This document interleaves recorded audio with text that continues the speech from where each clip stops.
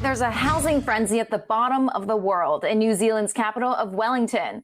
We took a trip to an auction where houses were selling at hundreds of thousands of dollars more than their government valuations. We spoke to one auctioneer who told us interest rates are at a historical low, so it's easy for buyers to borrow money. And there's an influx of people returning to New Zealand because of COVID, so that demand is boosting prices. Joining me now for more is Matthew Brockett, Wellington Bureau Chief for Bloomberg News. So, Matthew, you went to this exact auction. What was it like?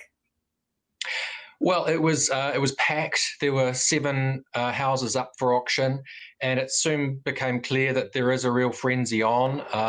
The first house that was on the block was a small cottage built in 1906, and that went for $945,000, which is a staggering amount for a really quite a small house.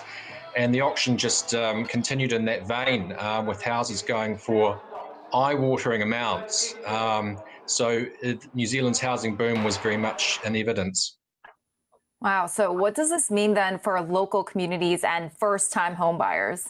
Well, the concern is that it's locking first-time buyers out of the market. That the housing market is becoming one where only investors or very wealthy people can own a home. So that's causing considerable concern at government level.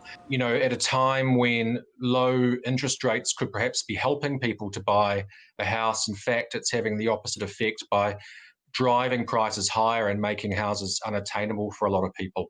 And why should other countries maybe take note of this? Well, I think there's a sense that New Zealand did very well in containing COVID-19. It came out of its lockdown sooner than a lot of other countries, and its economic recovery got underway sooner than in other places. So in some senses, New Zealand is ahead of the pack.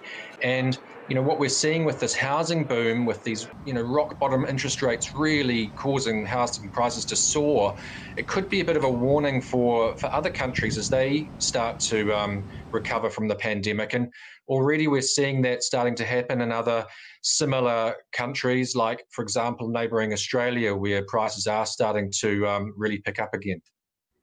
So what can the government do to help in the situation?